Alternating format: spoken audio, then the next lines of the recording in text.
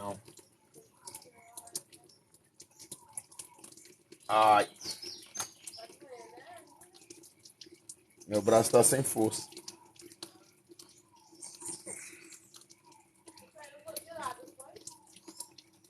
Sei lá como foi que eu caí.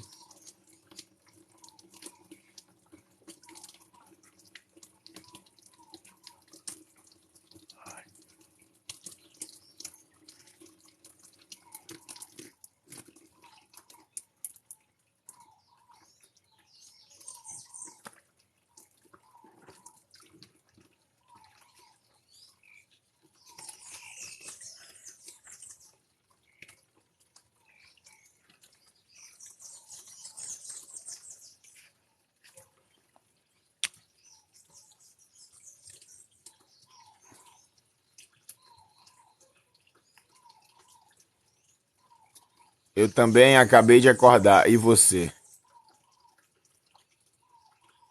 Eu tô no trabalho faz tempo, Júnior Macedo.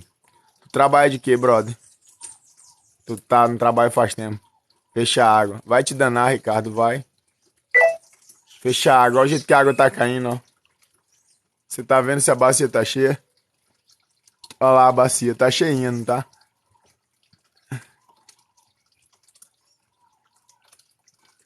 Cara chato.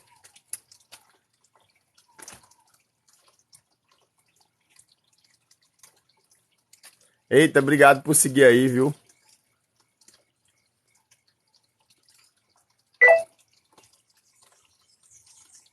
Eita, obrigado por seguir, viu? Ah, desculpa, não sabia que era pra encher.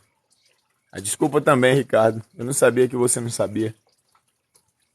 Acho que nós se precipitamos. Começamos com o pé esquerdo.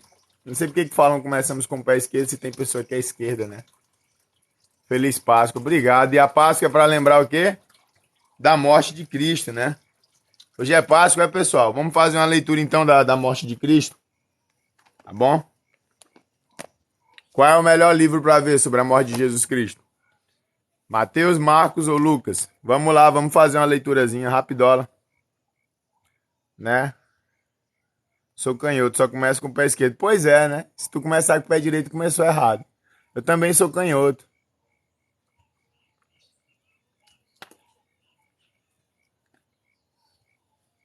Lembrar da morte e ressurreição, né? Isso mesmo. Qual o melhor livro aí? Qual o melhor livro para falar sobre a morte e ressurreição de Cristo? Vamos lá. Mateus, Lucas ou Marcos? Comentou aqui a Adélia, Lucas. Vamos orar também, né? Senhor, somente Tu és santo e maravilhoso. Obrigado pelo dia de hoje e pelas bênçãos, Senhor, que Tu tem colocado no nosso meio.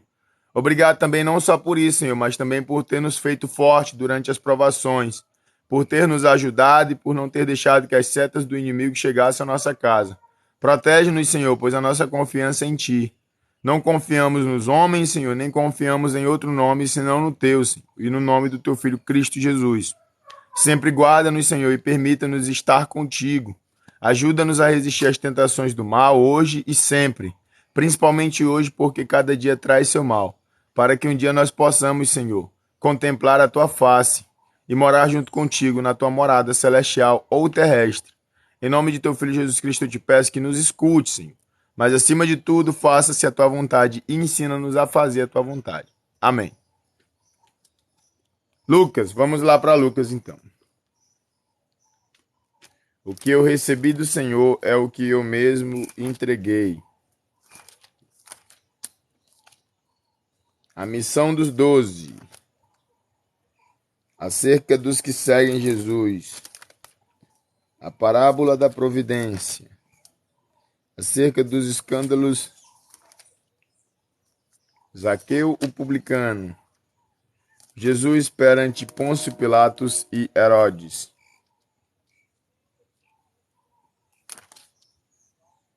A ressurreição. Vamos ler logo aqui Jesus perante o Pôncio Pilatos e o Herodes. Lucas capítulo 23. E levantando toda a multidão deles, o levaram a Pilatos e começaram a acusá-lo, dizendo: havemos achado este pervertendo a nossa nação, proibindo dar o tributo a César e dizendo que ele mesmo é Cristo, o Rei. Então a gente vê que as pessoas mentiram acerca do nome de Jesus Cristo, né? Esse aqui é o mesmo Jesus que falou: dê a César o que é de César.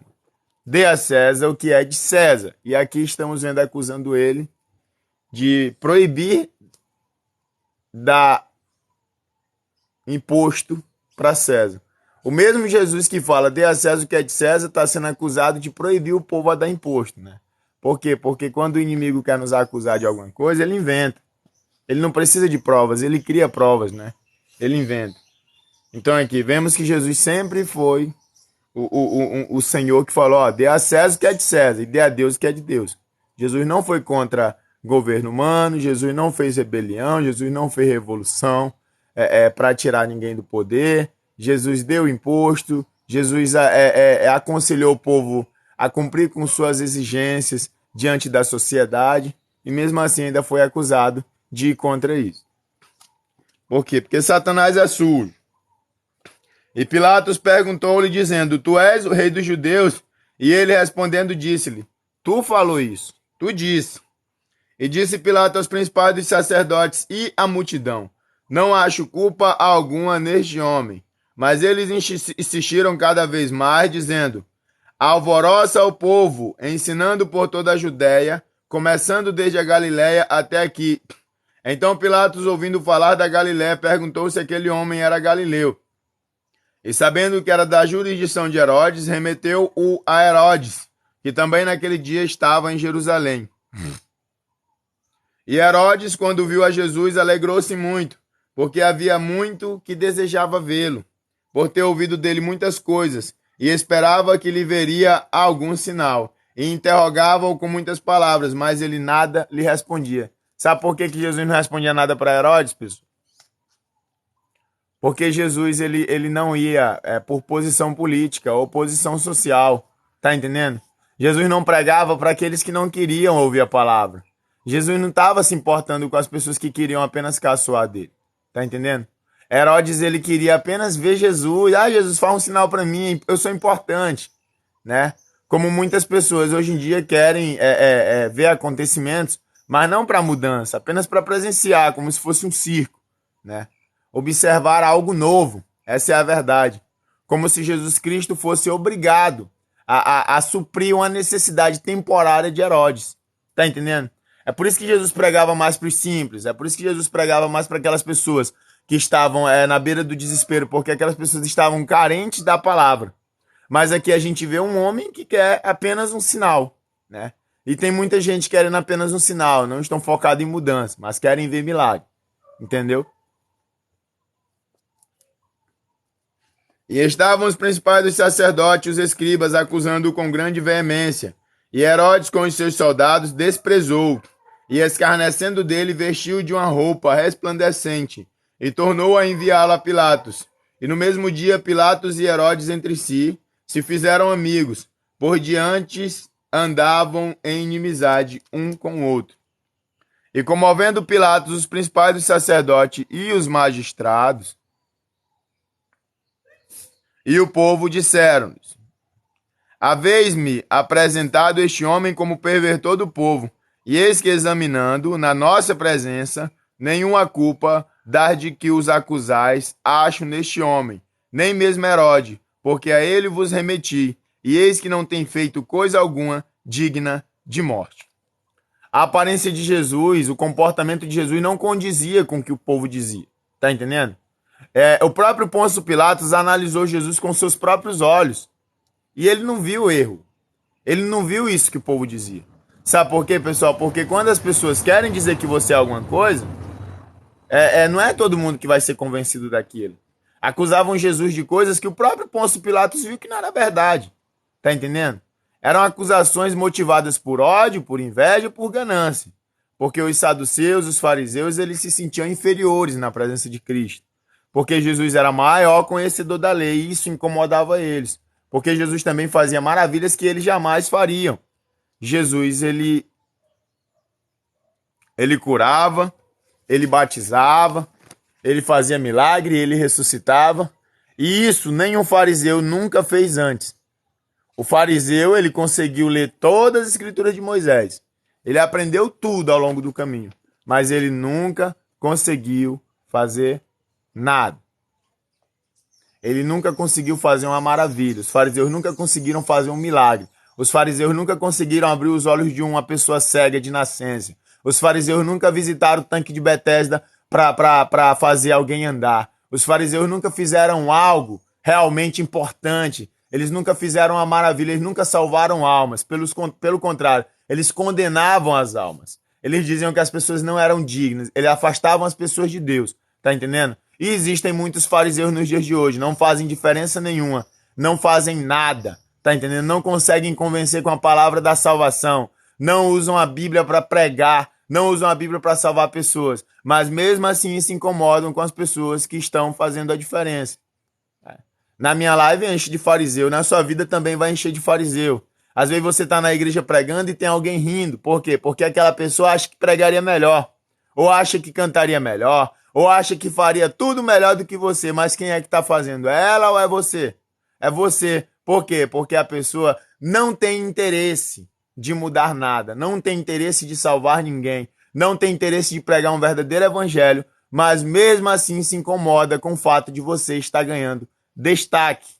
Só que quando as outras pessoas que estão por fora, que não estão envolvidas no meio, elas observam, elas veem que muitas coisas que dizem não é verdade. Tá entendendo? Acusavam Jesus de coisas que Jesus nunca fez. Simples. E o próprio Pôncio Pilatos, que nem era cristão, que nem era religioso, apenas com a sua observação viu que aquelas acusações eram motivadas por ódio, por inveja, por perseguição, né? E essa perseguição não tinha sentido, tá bom? Então, assim, pessoal, tá cheio de fariseu no mundo. Tá cheio de fariseu no mundo. Nossa, se você é o melhor pregador, se você é o melhor cara, se você expulsa demônio, se você faz milagre, então vai lá e faça. Tá entendendo?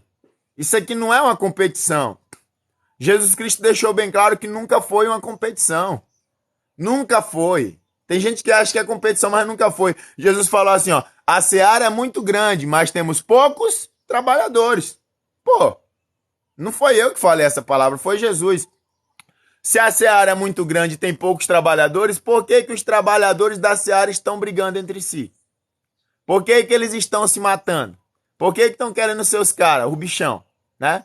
Se os fariseus e saduceus tivessem tido conscientização e percebessem a façanha daquele homem, Jesus Cristo, eles não teriam ficado com raiva de Jesus. Eles teriam dito assim, ó, chegou mais um para ajudar a gente, né?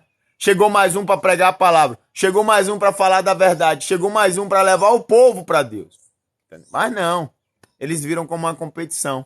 Por quê? Porque tem gente que não quer ser trabalhador, né? Tem gente que não quer ser trabalhador e ainda quer derrubar quem está trabalhando na seara do Senhor.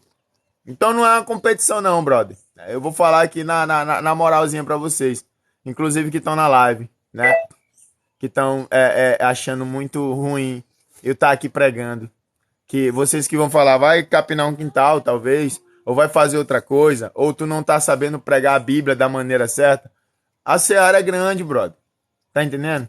A seara é muito grande. É grande demais. E o tempo é muito curto. Cada dia que passa, o tempo diminui mais. Tem pessoas morrendo porque você não abre a boca.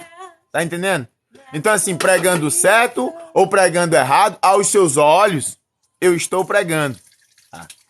E o que eu tiver de imperfeito, Deus vai aperfeiçoar, né? Mas pelo menos eu estou pregando. E a palavra está convencendo. E você? Abre a boca e prega. É melhor pregar também e ajudar na seara do que ser um fariseu e atrasar a vida das pessoas. É muito melhor, tá bom? Vamos continuar aqui. Depois eu vou postar essa live aqui no YouTube, viu? Profeta do Bem, meu canal lá também.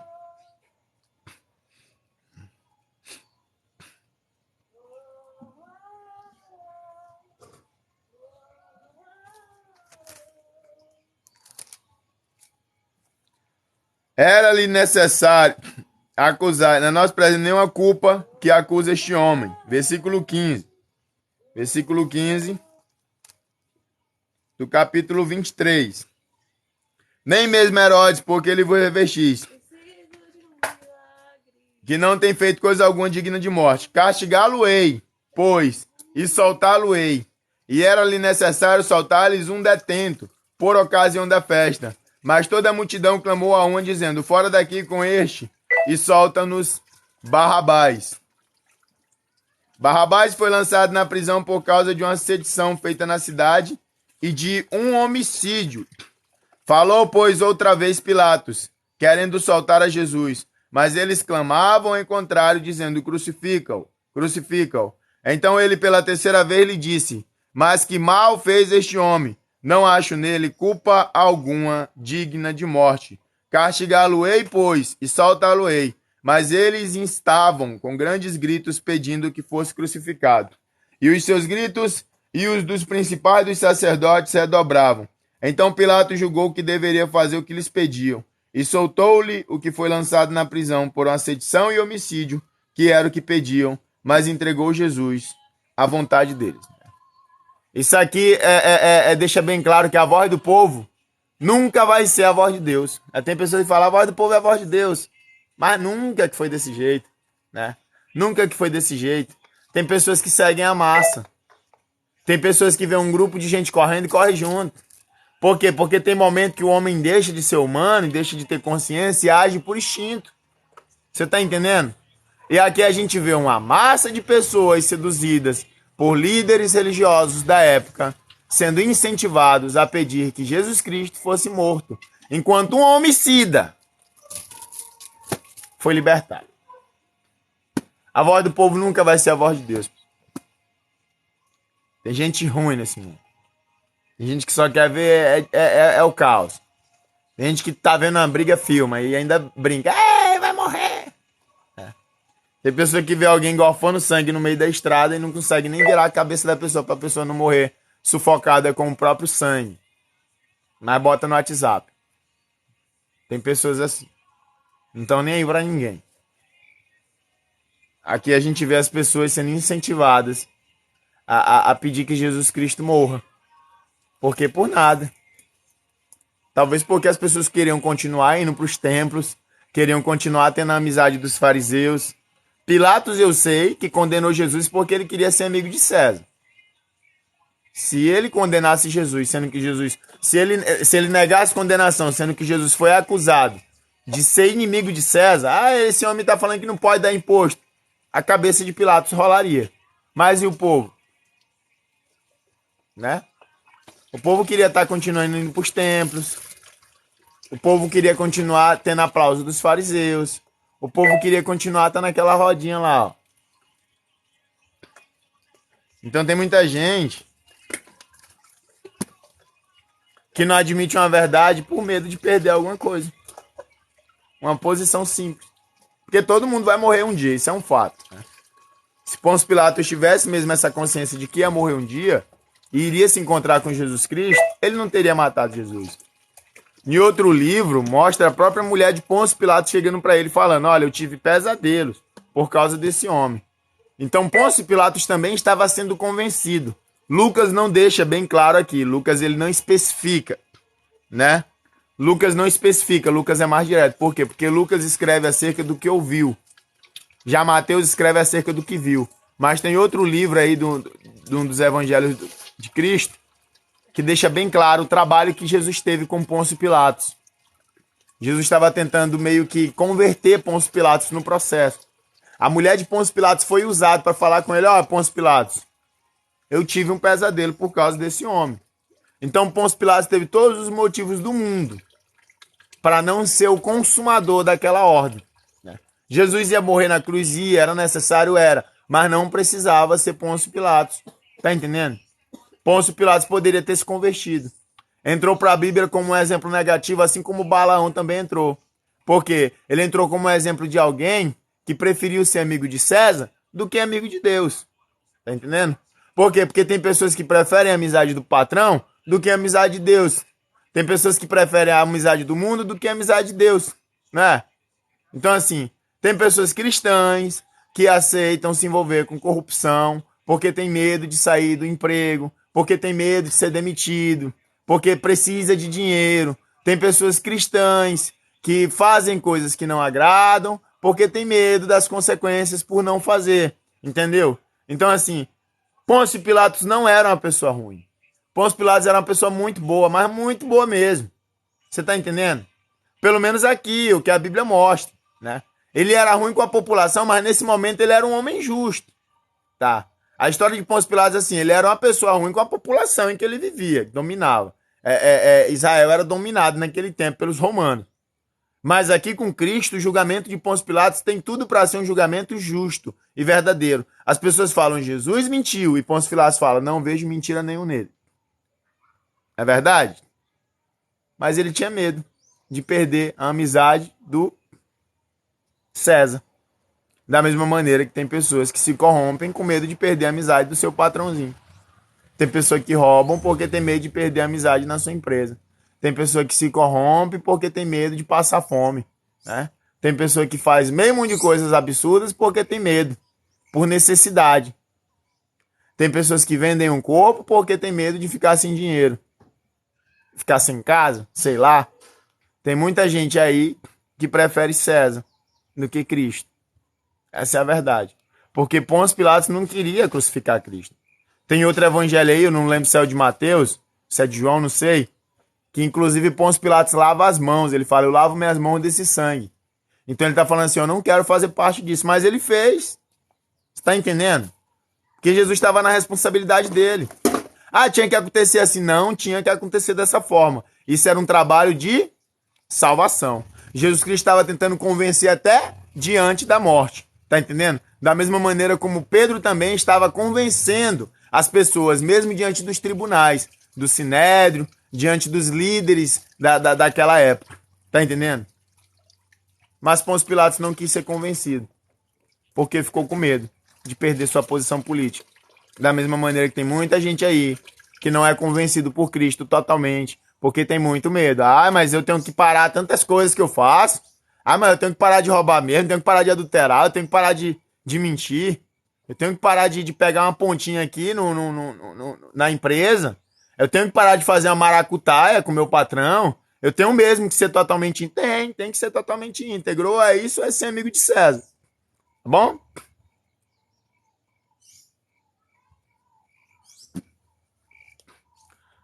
Profeta do bem, tô triste porque o dinheiro não deu pra comprar o peixe esse ano. Não posso comer arroz e feijão, minha jovem. Se eu pudesse, eu comia uma carnezinha hoje, né? Mas não tenho dinheiro pra carne, não. Mas se tivesse um dinheirinho pra carne... Só porque hoje é... Eu sei, hoje é Semana Santa, né? Toda semana é santa, viu, pessoal? Você pode até comer peixe hoje, mas isso não vai te tornar puro, não. Eu vou falar pra vocês a verdade.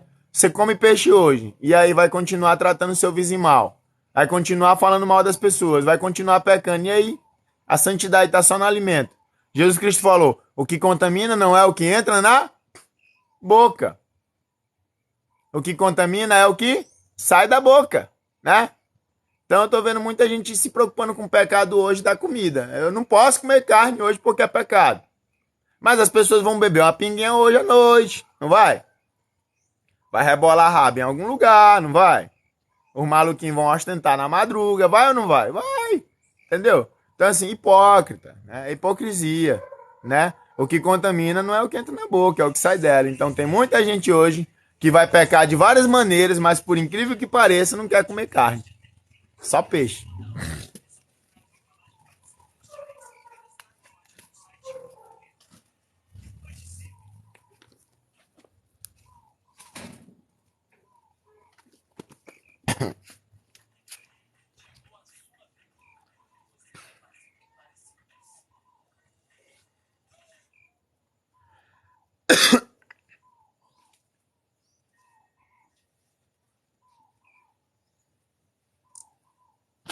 Jesus ao caminho do Gólgota.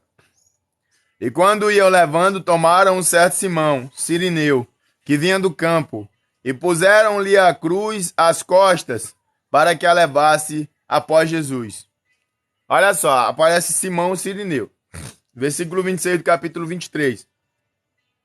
E quando iam levando, tomaram um certo Simão sirineu, que vinha do campo, e puseram-lhe a cruz às costas para que a levasse após ele.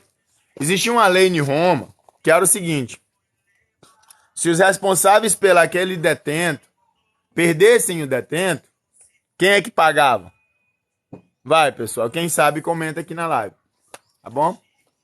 Se os responsáveis pelo detento, pela pessoa, pelo réu, perdessem o réu, quem que pagava com a vida? Pelo réu, pelo morto. Paulo já deixou bem claro isso. Lembra quando o navio que Paulo estava afunda, né? Que Paulo fala, fiquem todos tranquilos, ninguém vai embora, né? Lembra quando a prisão abre para Silas, né? Paulo e Silas na prisão, que eles resolvem não ir embora, entendeu? Porque quem pagava com a vida era o soldado. Os soldados pagavam com a vida, era lei, tá entendendo? Era lei. Então esse Simão Cirineu aqui,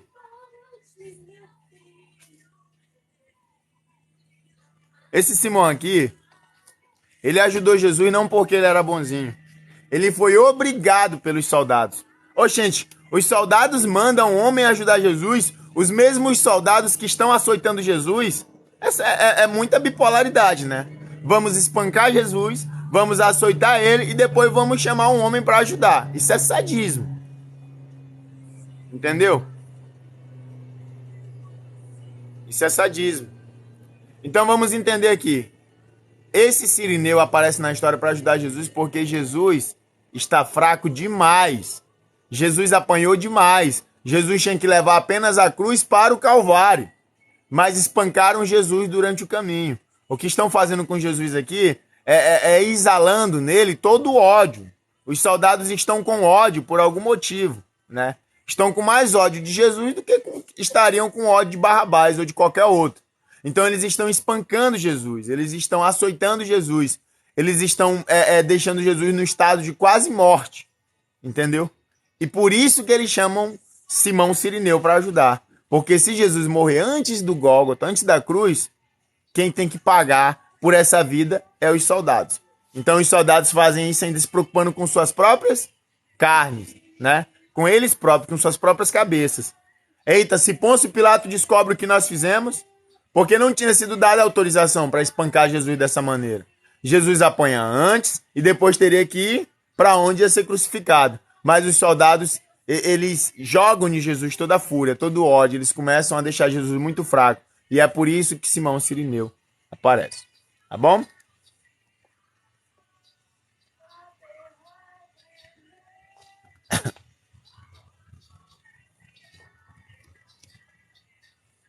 E seguia a grande multidão de povo e de mulheres, as quais batiam nos peitos e o lamentavam. Porém, Jesus, voltando-se para elas, disse: Filhas de Jerusalém, não choreis por mim, chorai antes por vós mesmas e por vossos filhos. Em outra tradução, Jesus fala isso aqui exclusivamente para Maria, né? Mas por incrível que pareça, em Lucas está dessa maneira. Então, assim, é como eu falei, Lucas escreve acerca do que ouve, né? Mateus escreve acerca do que vê.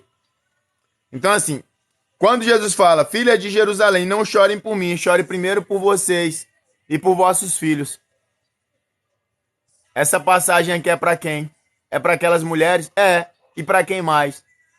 Para você, dona de casa, que é mãe, tá bom? Isso aqui Jesus está falando para todas as mães do mundo. Tem muitas pessoas chorando por Jesus até hoje, mulheres que choram por Jesus. Vocês não tem que só chorar por Jesus, não. Vocês têm que chorar pelos filhos de vocês, tá entendendo? Porque todo dia Satanás está tentando desviar eles da presença de Deus. Você tá entendendo? Todo dia tá tendo a oportunidade monetária para eles. Todos os dias tem mulheres que o inimigo apresenta assim, ó, pega aqui para ti. Todos os dias tem a criminalidade, todos os dias tem várias coisas que são oferecidas. Tá entendendo? Jesus já ressuscitou há muito tempo. Jesus agora é um leão da tribo de Judá, ele é juiz. Ele vai ser juiz, na verdade. Ele por enquanto, ele é advogado. Jesus está com todo o poder, e toda a honra, e toda a glória, e toda a autoridade. Esse Jesus morto que as pessoas vêem na cruz não existe mais. Então, assim, chorem pelos vossos filhos. Porque a mãe sofre pelo filho.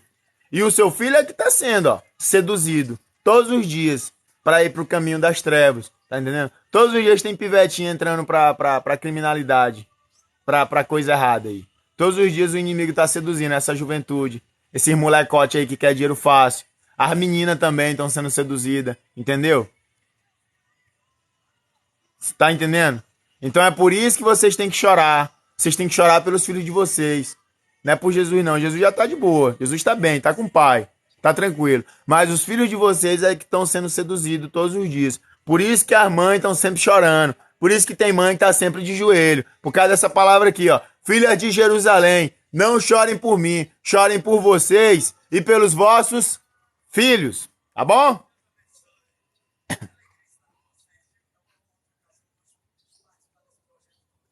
Porque eis que hão de vir dias em que dirão, bem-aventurados as estéreis, e os ventres que não geraram, e os peitos que não amamentaram. Então começarão a dizer aos montes, cai sobre nós, e aos outeiros, cobre-nos, porque se é um madeiro verde, fazem isso, que se fará ao seco. Se é um madeiro verde, fazem isso, que se fará ao seco.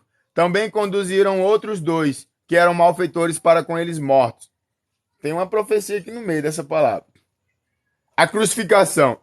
E quando chegaram ao lugar chamado a Caveira, ali o crucificaram, e os malfeitores, um à direita e outro à esquerda. E dizia Jesus, Pai, perdoa-lhes, porque não sabem o que fazem. Então Jesus é contado com os malfeitores, né? Jesus está entre dois pecadores, pessoas que mereciam estar naquele lugar. Jesus, além de contado com os malfeitores, tem sua sepultura com os gentios, ou com os ricos, né?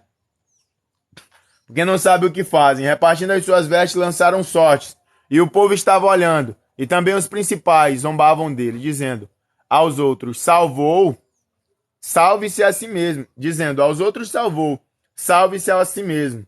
Se este é o Cristo, o escolhido de Deus, e também os soldados escarneciam dele, chegando-se a ele e apresentando-lhes vinagre, e dizendo, se tu és o filho dos judeus, salva-te a ti mesmo. E também por cima dele estava um título escrito em letras gregas, romanas e hebraica.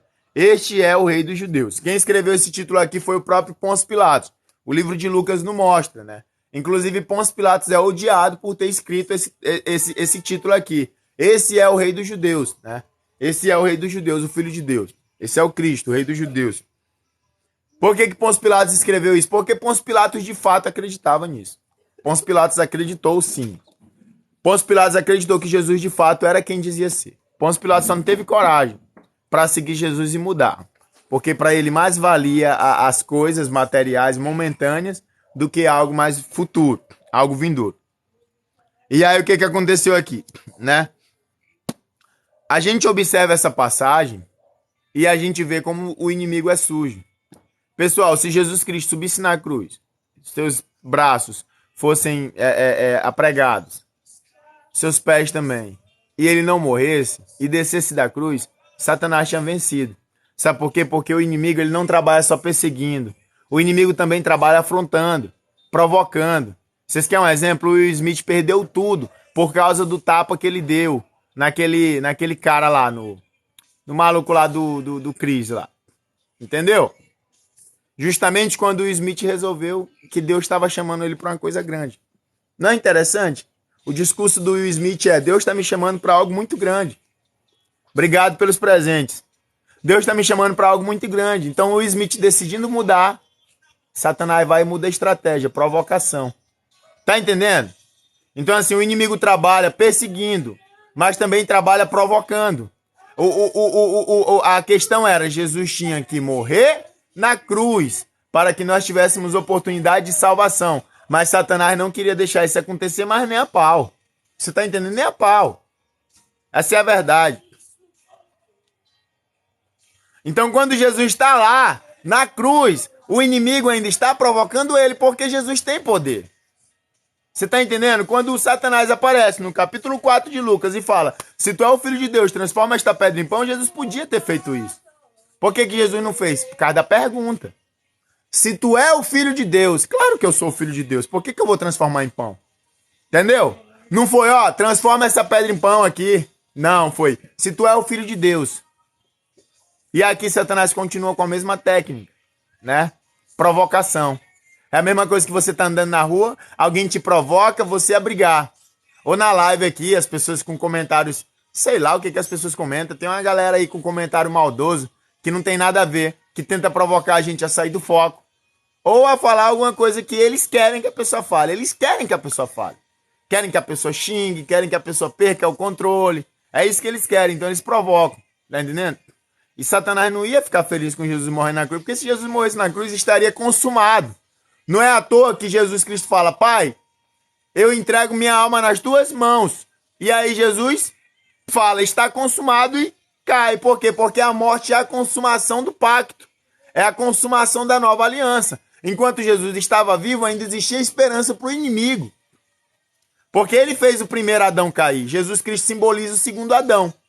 Ele quer fazer cair de novo. Só que Jesus é muito mais perfeito e Jesus não cai. Então ele vai lá e trabalha com provocações. E aí, tu não sarou tanta gente, tu não fez tanto milagre, agora faz um milagre na tua própria vida. Eu imagino Jesus ali, tendo que se segurar.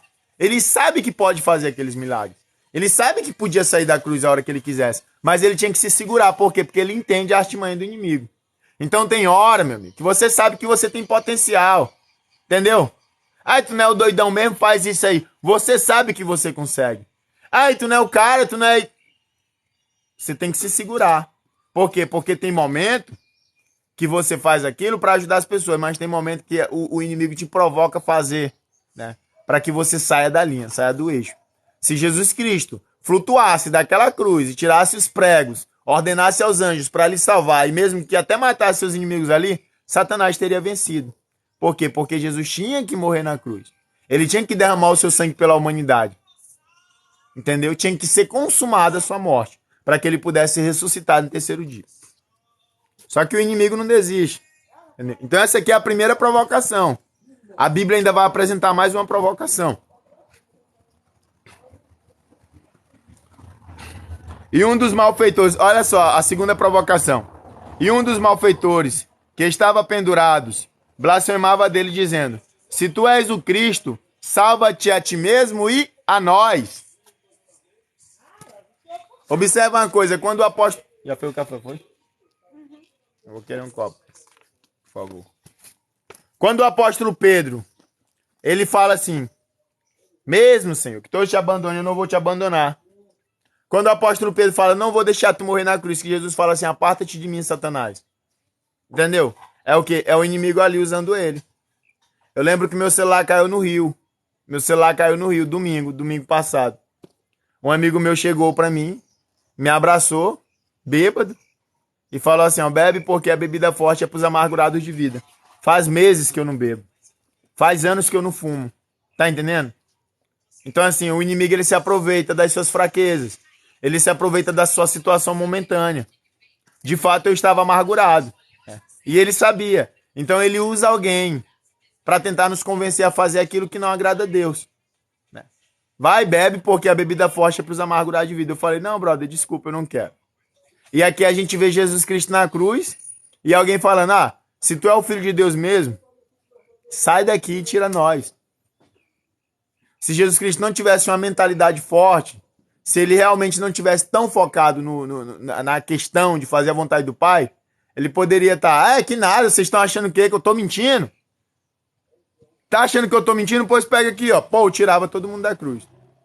Mas não, pessoal, tem um propósito muito maior. Às vezes as pessoas querem tirar o seu foco e a sua paciência para te induzir a fazer coisas que não agrada a Deus. Tá entendendo? Às vezes o inimigo, ele usa alguém que tá perto de você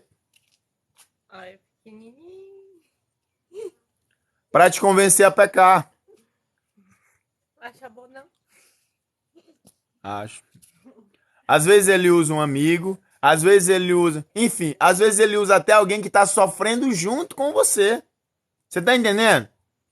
Esse aqui que tá sendo usado agora, esse homem, não sei se era um ladrão, se era um assassino, o que era, mas pra estar na cruz fez algo muito grave. Ele fala assim, se tu é o Filho de Deus, me tira junto contigo e sai. Também. Tá entendendo? Se tu é o Filho de Deus, faz essas coisas. Então, assim, eles estão sofrendo junto, estão na mesma situação, estão na cruz. Mas, mesmo assim, ele quer incentivar Jesus a desobedecer a Deus. Porque Satanás entrou na vida daquele homem.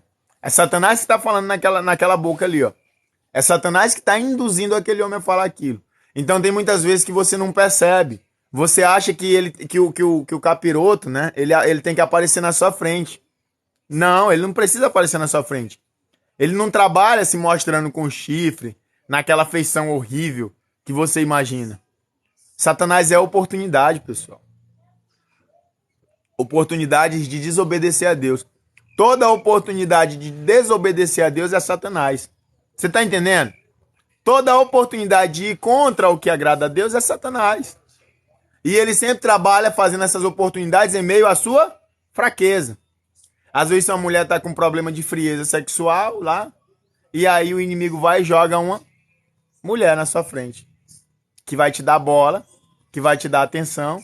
Por quê? Porque você está passando uma fase no seu relacionamento. E aí você, cai. Porque você está fraco. Às vezes você está sem dinheiro, e aí alguém aparece com uma proposta de ganhar dinheiro de maneira ilícita. Entendeu? Satanás. Tá entendendo? Então, assim, sempre que tiver uma oportunidade, na sua fraqueza, ele vai tentar trabalhar. E aqui a gente vê 2 homens, né? Na cruz com Cristo, 3 com Cristo. E um deles, mesmo na fraqueza, abriu oportunidade para o inimigo usá-lo para ele tentar fazer Jesus pecar contra Deus. Tá entendendo?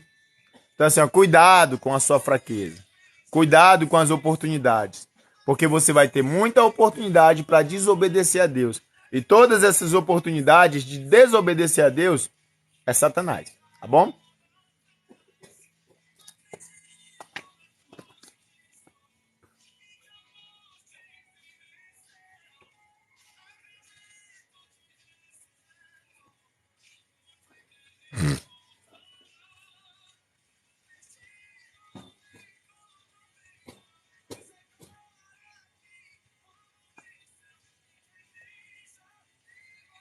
Respondendo, porém, o outro repreendia-o, dizendo: Tu nem ainda temes a Deus, estando na mesma condenação? Tu nem ainda temes a Deus, estando na mesma condenação? E nós, na verdade, com justiça, porque recebemos o que os nossos feitos mereciam, mas este nenhum mal fez. E disse a Jesus: Senhor, lembra-te de mim quando entrares no teu reino. Isso aqui é uma briga espiritual. Jesus no meio, um pecador malfeitor num lado e um pecador que tem consciência dos seus erros no outro lado. Cara, existe uma revelação aqui, né? Eu até me arrupiei aqui quando eu falei, mas existe uma revelação aqui. Tá entendendo? Jesus Cristo sempre tá no meio, né? Mas quem decide é você. Tá entendendo? Jesus sempre está no meio, mas quem decide é você. Olha a revelação dessa palavra aqui. De um lado, um homem que não se arrependeu e que incita alguém bom a querer fazer algo que vai contra Deus. Incita Jesus a pecar contra Deus. Do outro lado, um homem ruim também, que está numa situação por causa dos seus crimes, mas que toma consciência dos seus pecados, porque do lado dele está o consumador da vida, aquele que pode ressuscitar todos no dia do juízo final. Então esse homem, mesmo sabendo que é pecador, tomando consciência dos seus pecados, pede para Deus, para Jesus Cristo, perdoá-lo. Você está entendendo? Então assim, eu creio que a revelação dessa palavra é isso. Jesus sempre está no meio. A atitude quem tem que tomar é você. São 2 pecadores aqui. Aqui não tem santo. Tá entendendo? Do lado de Jesus Cristo são 2 pecadores. Não tem nenhum santo. Estão tudo na cruz. E ele fala, nós estamos na cruz porque nós merecemos. Primeiro passo, reconhecer que é pecador. Ele não fala que é santo. Ele não mente. Ele sabe que não pode mentir naquele momento. Ele admite. Estamos aqui porque nós merecemos. Mas este homem nada fez. E aí vem o arrependimento sincero. Senhor, lembra-te de mim. Né? Quando tu entrar no paraíso. Então, assim, as nossas atitudes diante de Deus é que vai definir o destino que nós vamos tomar após a morte. Porque Jesus sempre está no meio. É isso que eu estou vendo. Jesus está no meio daqueles homens. Jesus está sempre no meio. Um age de maneira ruim, o outro age de maneira boa. São 2 pecadores, mas um é salvo. Você está entendendo? 2 pecadores, mas um é salvo. Então, provavelmente, o que a Bíblia quer passar para nós é o seguinte: tome consciência dos seus pecados e decida de uma vez por todas mudar suas atitudes e se arrepender, para que você também possa falar igual esse homem falou: lembra-te de mim, Senhor. Lembra-te de mim quando eu morrer. Lembra-te de mim, Senhor, quando eu me for dessa vida. Lembra-te de mim. Entendeu? Eu sou pecador, mas lembra-te de mim. A consciência, a mudança, a atitude. Um agiu de maneira egoísta e maldosa, escarnecendo. É que nada, tu não é o doidão, né? Pois desce da cruz e tira nós também. E o outro tomando consciência fala, ó, eu sei que eu mereço estar aqui, mas tu não merece. Provavelmente ele viu os testemunhos de Cristo. Ele ouviu falar. Porque Jesus era afamado. Em toda a região sabiam-se de Jesus Cristo. Em todo canto sabia. Jesus era afamado. Entendeu? E era uma fama positiva. Porque hoje em dia existe fama, mas tem uma fama negativa. Lembra-te de mim. E disse-lhe Jesus, em verdade te digo, que hoje estarás comigo no paraíso. Que frase linda, né? E era já quase a hora sexta, e houve trevas em toda a terra até a hora nona, escurecendo-se o sol. E rasgou-se ao meio o véu do templo. E clamando Jesus com grande voz, disse, Pai, nas tuas mãos entrego o meu espírito. E havendo dito isso, expirou. E o centurião, vendo o que tinha acontecido, deu glória a Deus, dizendo, na verdade, este homem era justo. Olha só, uma conversão na morte. Uma conversão na morte. Um centurião que provavelmente estava acerca da votação para que Jesus fosse morto, contempla a finalização daquele cenário, ele vê o céu escurecendo, ele vê o véu do templo rasgando, ele fala, na verdade, este homem era justo. Tomou consciência do pecado. Tá entendendo? Porque em outra tradução bíblica, né, em outro livro, na verdade, não lembro mais em que livro é, se é em Mateus ou se em outro, Jesus fala assim, Pai, perdoa-lhes, eles não sabem o que fazem. E mais tarde vem Pedro ou Paulo com um discurso dentro do templo e falando, eu faço estas obras e maravilhas em nome de Cristo. É Pedro que fala, quando Pedro cura aquele homem na porta do templo chamado Formosa. Ele fala, eu faço estas coisas no nome de Cristo, ao qual vocês condenaram por ignorância. Mas agora lanço diante de vocês uma nova oportunidade. Você está entendendo? Está entendendo a representação dessa palavra? Então assim, todos aqueles que condenaram Jesus Cristo foram condenados instantaneamente? Não. Porque a intenção de Deus é que todos sejam salvos. Então o próprio centurião, que provavelmente votou acerca da crucificação, ele olha e dá glória a Deus, ou seja, ele tem um arrependimento na morte de Cristo. Glória a Deus, ele toma consciência disso. Ele olha, eu fiz besteira, mas eu quero voltar atrás do que eu fiz. Tá entendendo? Por quê? Porque Deus quer dar uma oportunidade para todos. Existem pessoas que blasfemam contra Jesus Cristo todo santo dia, mas ainda estão vivas. E tem cristãos falando que essas pessoas não podem ser salvas. Eu não acredito nisso. As oportunidades estão aí, porque você também um dia blasfemou contra Cristo. Talvez não com palavras, mas com ações. Porque aquele que sabe do sacrifício de Cristo e vai contra tudo que Cristo pregou, na verdade crucificou ele uma segunda vez. É bíblico isso. Então a oportunidade está aí. Se todos vocês estão ouvindo essa palavra, é porque vocês estão querendo que essa oportunidade entre no coração de vocês. E o próprio Pedro fala mais na frente que aqueles homens têm a oportunidade de novo de salvação porque crucificaram Jesus na ignorância. E aqui a gente vê um homem se arrependendo na crucificação. Ele dá glória a Deus. E o centurião deu glória a Deus, dizendo, na verdade, este homem era justo. Eita, obrigado pelo cuscuz, Graciela. Vou já comer, eu vou finalizar já essa live aqui. Sabe? Uhum. Tem queijinho. Obrigado.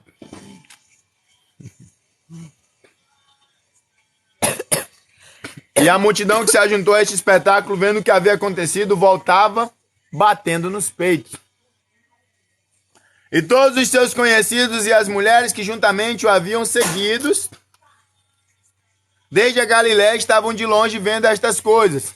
E eis que um homem por nome José, senador, homem de bem e justo, que não tinha consentido no conselho e nos atos dos outros, natural de Arimateia, cidade dos judeus, e que também esperava o reino de Deus, este, chegando a Pilatos, pediu o corpo de Jesus, e havendo tirado, envolveu num lençol e pô-lo num sepulcro, escavado numa pedra, onde ninguém ainda havia sido posto. E era o dia da preparação, e amanhecia o sábado, e as mulheres que tinham vindo com ele na Galiléia seguiram também, e viram o sepulcro, e como foi posto o seu corpo. E voltando elas, prepararam especiarias e ungüentos, e no sábado repousaram conforme o mandamento. Então Jesus foi contado junto com os ricos também. A sua sepultura foi uma sepultura de um homem rico. Era uma sepultura do governador, né? Do senador, perdão.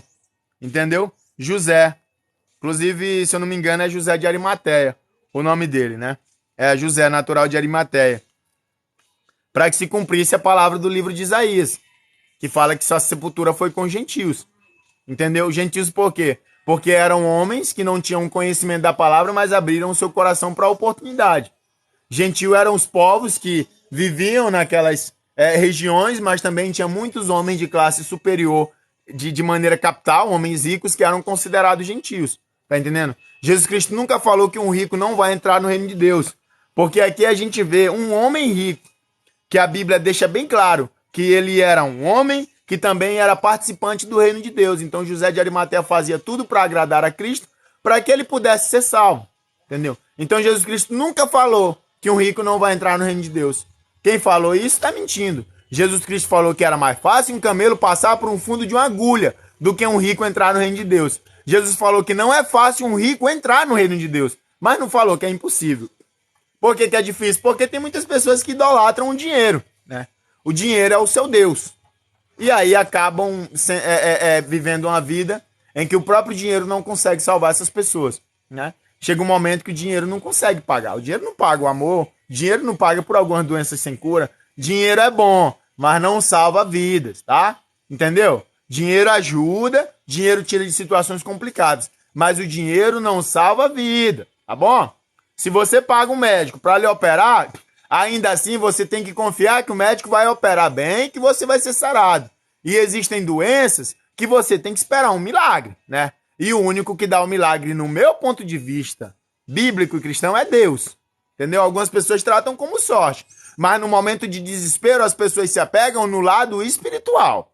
Até as pessoas que dizem que são ateus, que são satanistas, que são bambambam, quando estão passando por uma situação de dificuldade, mesmo uma doença meio que sem cura, elas se voltam para Deus, esperando, né? Esperando salvação.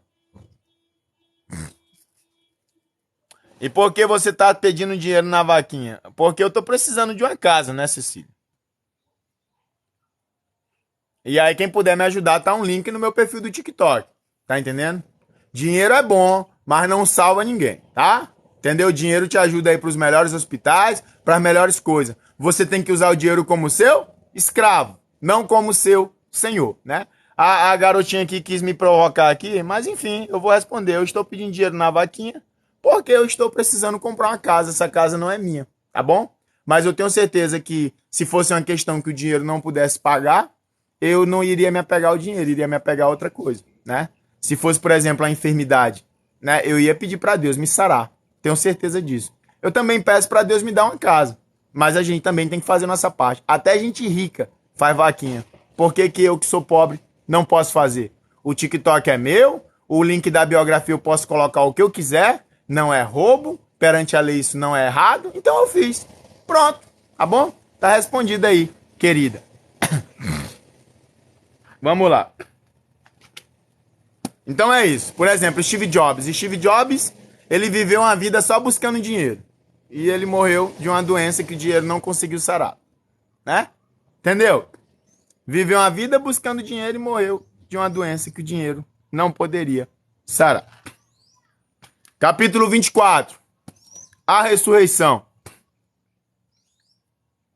No primeiro dia da semana, muito de madrugada, no primeiro dia domingo, né? Não, tá errado. É domingo mesmo. Primeiro dia da semana é o domingo. É porque foi mudado, hoje o domingo é o último dia da semana. Mas o domingo é o primeiro dia da semana. E no primeiro dia da semana, muito de madrugada. Então assim, você que é rico, você que tem uma condição boa, você não está condenado, você não está afastado do reino de Deus, tá bom?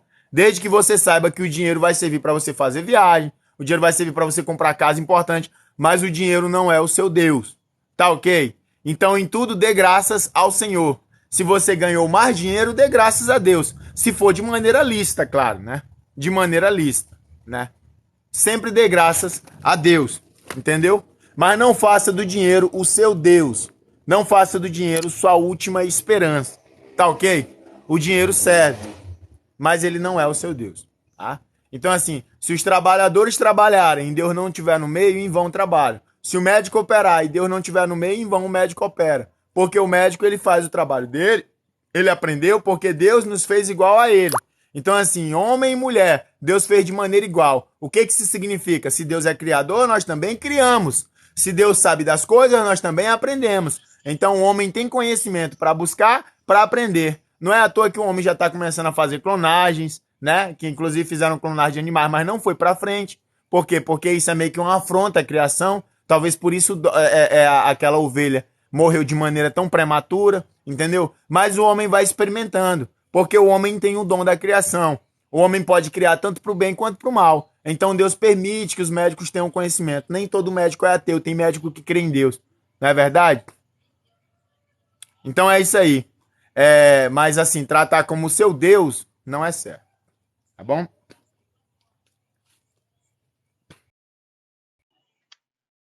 E no primeiro dia...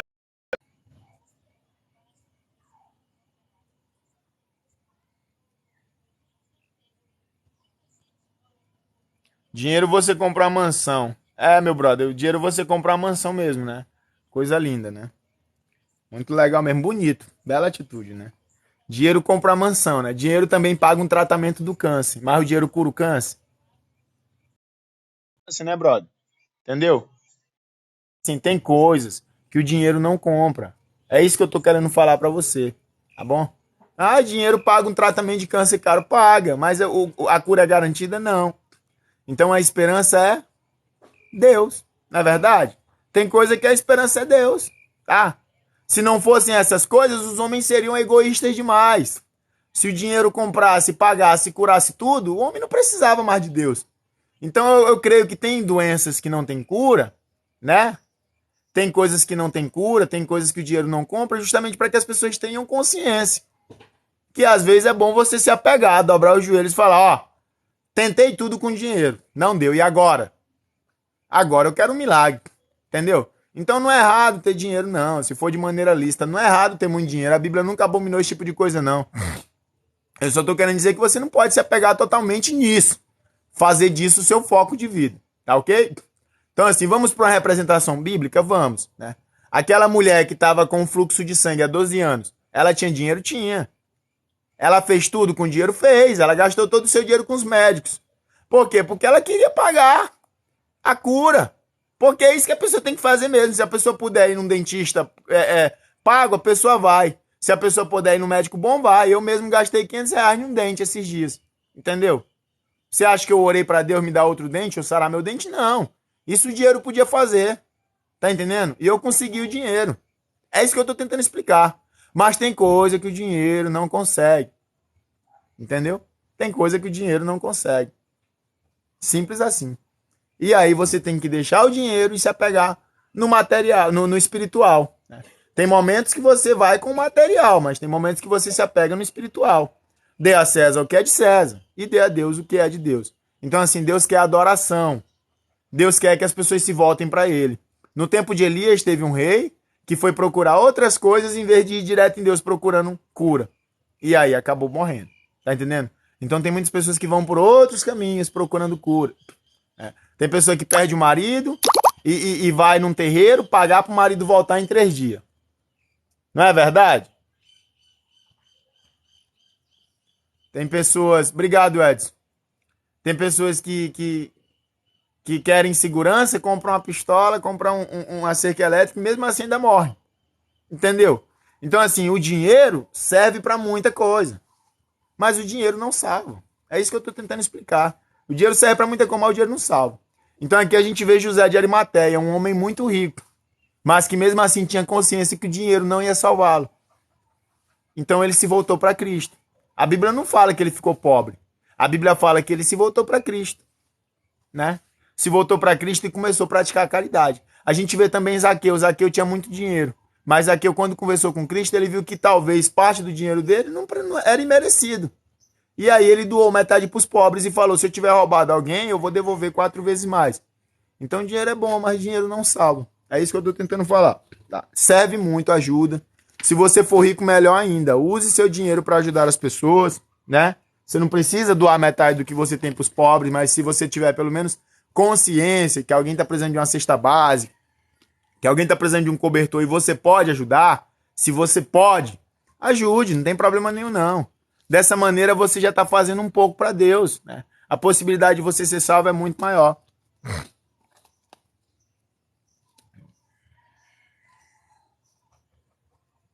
Deus abençoe você, livre de comentários maldosos. Obrigado, Edson.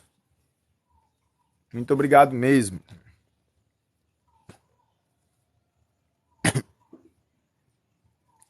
No primeiro dia da semana, muito de madrugada, foram elas ao sepulcro, levando as especiarias que tinham preparado.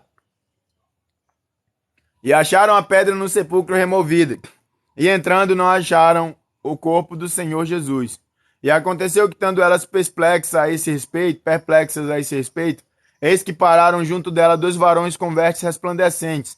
E estando elas muito atemorizadas e abaixando o rosto para o chão, eles lhe disseram: por que buscais o vivente entre os mortos? Não está aqui, mas ressuscitou. Lembrai-vos como vos falou, estando ainda na Galiléia, dizendo: convém que o Filho do Homem seja entregue nas mãos dos homens pecadores, e seja crucificado, e ao terceiro dia ressuscite.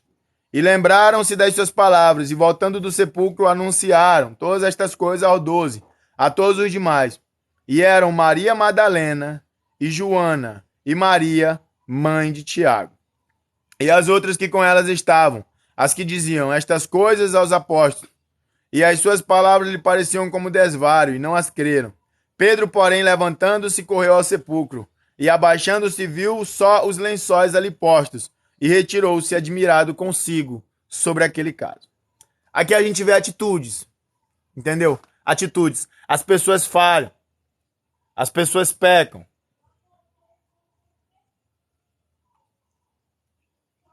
As pessoas cometem erros, mas as pessoas mudam.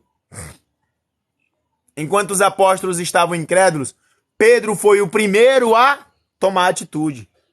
Entendeu? Porque Pedro, ele já tinha falhado com Jesus algumas vezes. E ele não queria falhar mais. Então, assim, tem momentos que a gente erra e a gente decepciona. Mas quando a gente decide mudar e fazer o certo, a gente segue por esse caminho. Pedro foi o primeiro que foi no sepulcro, confiando no que as mulheres tinham lhe falado. Os outros foram incrédulos e Pedro foi mais crédulo. Pedro foi lá. O mesmo Pedro que ficou com medo na crucificação é o mesmo Pedro que dá o primeiro passo acreditando nessas palavras. Tá entendendo? Por quê? Porque tem momento que a gente se sente incapaz, pessoal. Mas tem momento que a gente tá pronto. Tá entendendo? Tem momento que você tá pronto e tá muito pronto. Não é à toa que Pedro recebe a responsabilidade de tocar a igreja, né? Não é à toa que Pedro recebe essa responsabilidade. Vai, Pedro, cuida das minhas ovelhas. Tá entendendo? Eu te dou essa responsabilidade. Paulo mais tarde vem e ajuda em muito. Nossa, Paulo para mim foi um dos maiores apóstolos que já existiu. Mas Pedro foi o líder da igreja. Tá? E a igreja que eu falo não é a igreja católica. Né? Eu tô falando da igreja de Cristo. Eu tô falando do evangelho. Pedro foi o principal, assim, para fazer isso para frente. Tá bom?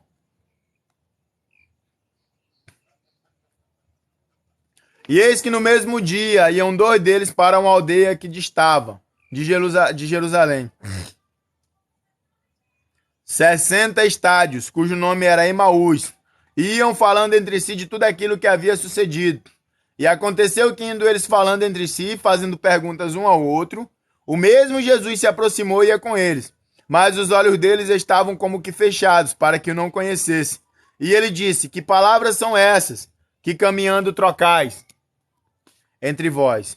E por que estás triste? E respondendo um cujo nome era Cleopas, disse-lhe: és tu só peregrino em Jerusalém, e não sabe as coisas que nela têm sucedido neste dia? E ele lhe perguntou: quais? E ele lhe disse: as que dizem a respeito de Jesus o Nazareno, que foi um profeta poderoso em obras e palavras diante de Deus e de todo o povo, como os principais dos sacerdotes, e os nossos príncipes o entregaram à condenação de morte, e o crucificaram. E nós esperávamos que fosse ele o que remisse Israel. Mas agora, com tudo isso, e já hoje, o terceiro dia desde que essas coisas aconteceram, é verdade que também algumas mulheres dentre nós nos maravilharam, as quais de madrugada foram ao sepulcro e, não achando o seu corpo, voltaram, dizendo que também tinha visto uma visão de anjos, que dizem que ele vive. E alguns dos que estavam conosco foram ao sepulcro e acharam ser assim como as mulheres haviam dito, porém não viram. E ele lhe disse: ó nécios e tardos de coração, para crer tudo o que os profetas disseram. Porventura não convinha que o Cristo padecesse essas coisas e entrasse na sua glória? E começando por Moisés e por todos os profetas, explicava-lhes o que dele se achava em todas as Escrituras. E chegaram à aldeia para onde iam, e ele fez como quem ia para mais longe. E eles o constrangeram, dizendo: fica conosco, porque já é tarde, e já acabou o dia. E entrou para ficar com eles. E aconteceu que, estando com eles à mesa, tomando o pão, abençoou e partiu, e lhe deu. Abriram-se-lhe então os olhos, e o conheceram, e ele desapareceu-lhes. E disseram um para o outro: porventura não ardia em nós o nosso coração, quando pelo caminho nos falava, e quando nos abria as Escrituras? E na mesma hora, levantando-se, voltaram para Jerusalém, e acharam congregados os 12 que estavam com eles, os quais diziam: ressuscitou verdadeiramente o Senhor, e já apareceu a Simão. E eles lhe contaram o que lhes aconteceu no caminho, e como deles foi conhecido no partir do pão. Uma coisa interessante aqui, pessoal, é que em outro evangelho, Jesus ele meio que ocupa outra aparência, né? Só que o coração desses homens ardia. Por quê? Porque quando Jesus está no meio, a pessoa sente. Aquele que conhece Jesus Cristo sente. Então, quando o seu coração palpita, quando o seu coração arde, quando a mudança tende a querer acontecer, entendeu? É porque Cristo está no meio. Você está entendendo? Então tem muitas pessoas que não têm compreensão dessas coisas. As pessoas esperam ver Jesus branco, do cabelo longo. Outras pessoas ficam debatendo acerca de Jesus negro, né? Mas às vezes Jesus se demonstra de tantas maneiras, de tantos modos, que só reconhece aquele que o conhece. Tá entendendo? Então os homens sentiram seus corações queimarem como se fossem fogo. Mas eles só tiveram certeza de fato no repartindo do pão. Tá entendendo? Então tem muitas vezes que a gente sente Jesus num mendigo. Às vezes a gente sente Jesus num morador de rua. Às vezes a gente sente Jesus num desconhecido que fala para nós uma palavra que a gente precisa naquele momento. Às vezes a gente sente Jesus quando a gente abre a Bíblia e lê. Mas por incrível que pareça, as pessoas querem ver a aparência dele. As pessoas querem ver Jesus negro, ou Jesus branco, ou Jesus isso, ou Jesus aquilo. As pessoas fazem guerra por causa dessa aparência. Uma aparência que foi pregada ao longo da história de maneira contraditória. Mas Jesus não quer ser conhecido pela sua aparência física, porque a aparência física de Jesus não agradava ninguém. Está lá em capítulo 53 de Isaías, não é verdade? Está no capítulo 53 de Isaías, que a aparência vimos nele para que o seguíssemos. Nenhuma. Mas quando Jesus falava, quando Jesus manifestava, Jesus mostrava Deus para o povo. Tá entendendo? E é por isso que Jesus quer ser reconhecido. Estão pedindo o link da vaquinha. Estou agradecendo pela ajuda que vão dar. Então, o link da vaquinha tá no perfil do TikTok, viu, pessoal? É só clicar na minha cara aqui, vai para onde tá os meus vídeos. E aí tem um link na biografia do meu TikTok. É só clicar nela.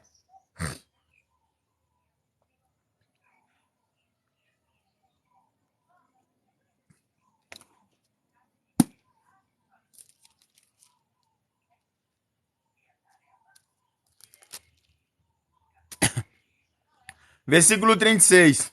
E falando ele dessas coisas, o mesmo Jesus se apresentou no meio deles e disse-lhes: Pai seja convosco. E eles, espantados e atemorizados, pensavam que viam algum espírito. E ele lhe disse: Por que estáis perturbados? E por que salbem tais pensamentos ao vosso coração? Vede as minhas mãos e os meus pés, que sou eu mesmo. Tocai-me e vede, pois o espírito não tem carne nem ossos, como vedes que eu tenho. E dizendo isto, mostrou-lhe as mãos e os pés. E não crendo eles ainda por causa da alegria, e estando maravilhados, disse-lhes: Tendes aqui alguma coisa que comer?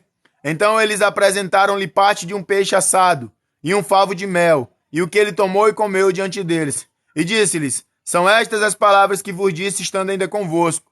Convinha que se cumprisse tudo o que de mim estava escrito na lei de Moisés e nos profetas, e nos salmos. Então abriu-lhes o entendimento para compreenderem as Escrituras, e disse-lhes: assim está escrito, assim convinha que o Cristo padecesse, e ao terceiro dia ressuscitasse dos mortos, e em seu nome se pregasse o arrependimento e a remissão dos pecados em todas as nações, começando por Jerusalém. E dessas coisas sois vós testemunhas. E eis que sobre vós envio a promessa de meu Pai. Ficai, porém, na cidade de Jerusalém, até que do alto seja revestido de poder. Isso aqui é a profecia do Espírito Santo, né? Então vamos lá, pessoal. Olha o que Jesus fala aqui, ó. Olha o que Jesus Cristo fala. Em seu nome se pregasse o arrependimento e a remissão dos pecados em todas as nações. A lei de Moisés pregou remissão e arrependimento em todas as nações? Não. A lei de Moisés não pregou. Tá entendendo? Então as pessoas falam, mas como é que Jesus veio para cumprir a lei, né? E não quebrá-la? É justamente isso, a lei de Deus. A lei de Deus é que todas as pessoas do mundo,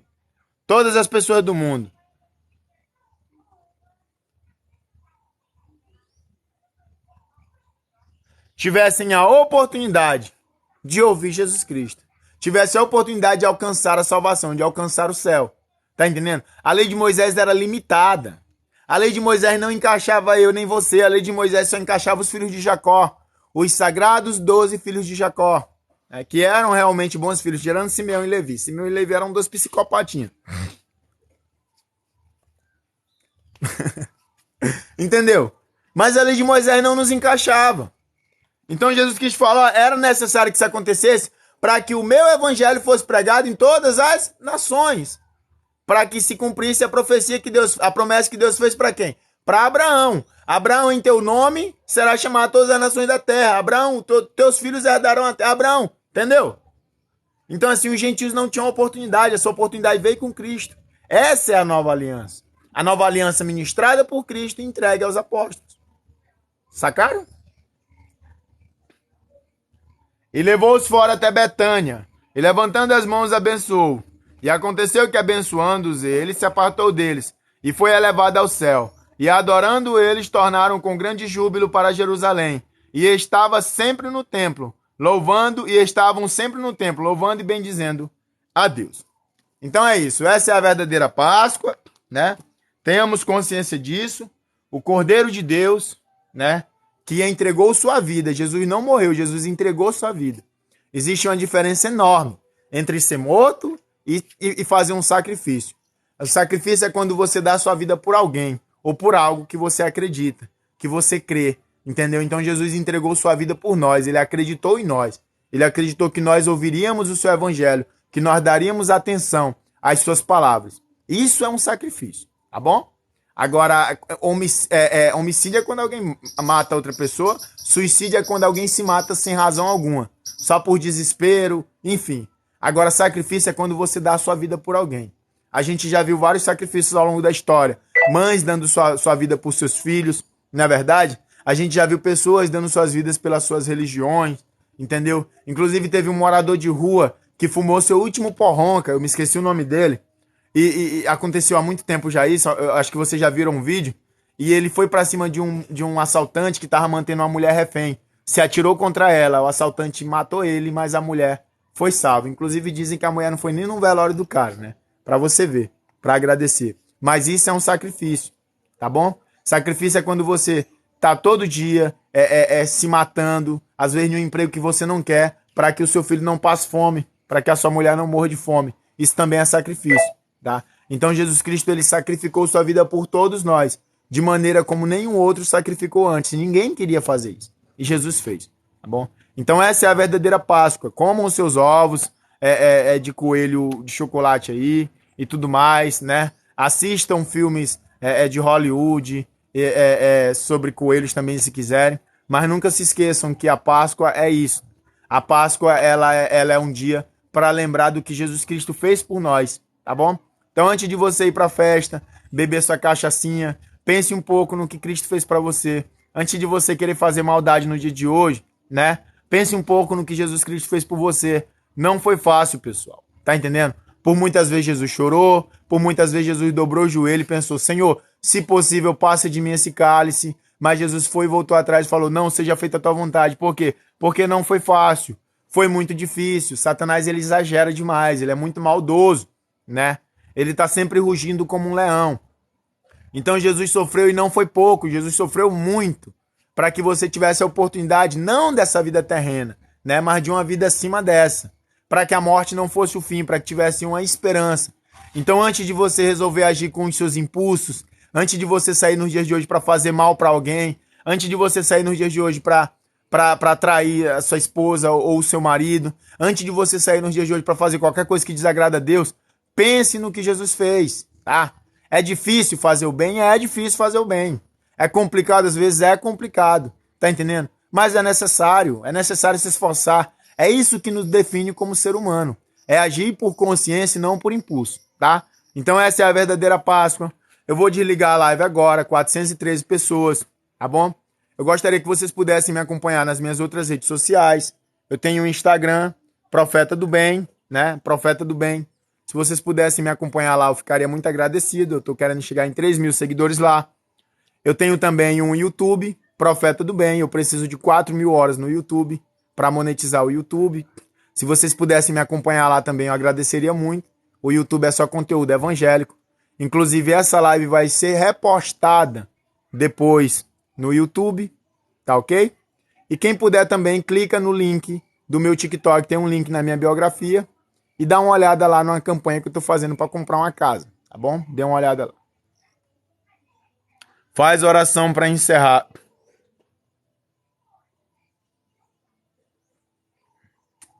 Eu não vou fazer oração não, para encerrar não. Eu vou deixar vocês fazerem a oração, cada um nas suas casas. Por que eu não vou fazer oração? Porque eu fiz oração para abrir a live. Eu fiz oração para abrir a live. Então, assim, a oração para abrir a live eu fiz. Foi uma pessoa orando para Deus. Mas agora tem 417 pessoas nessa live e eu não vou orar, tá bom? 417 pessoas. Quem tá vendo isso no YouTube agora, essa live é repostada do TikTok. Então eu creio que Deus quer que 400 pessoas dobrem o joelho e orem para Ele. 400 pessoas orando para Deus é muito melhor do que eu orando por 400 pessoas, tá bom? Então eu não vou orar por vocês hoje não, tá? Eu peço que todos vocês orem. Não, para agradecer, faz para agradecer. Não, eu quero que vocês agradeçam, tá bom? Eu quero que vocês agradeçam. 400 pessoas na live. Se eu orar, vai ser uma oração. Mas se vocês orar, vai ser 400 orações, tá bom? Então eu creio que Jesus Cristo vai ficar muito mais feliz com 400 pessoas orando do que com uma pessoa orando, tá? Eu tenho certeza que Jesus vai se agradar muito mais disso, tá bom? E toda a honra e toda a glória é para Ele. Esse dia é para ser lembrado o que Ele fez por nós, tá ok? Então é isso. Obrigado a todos. Eu vou merendar e depois eu volto para lavar as vasilhas. Segue lá no YouTube, ó, Profeta do Bem, tá bom? Eu vou postar essa live lá depois. Profeta do Bem. Só pesquisar, tudo junto, viu, pessoal? Pesquisem no YouTube, tudo junto. Profeta do Bem.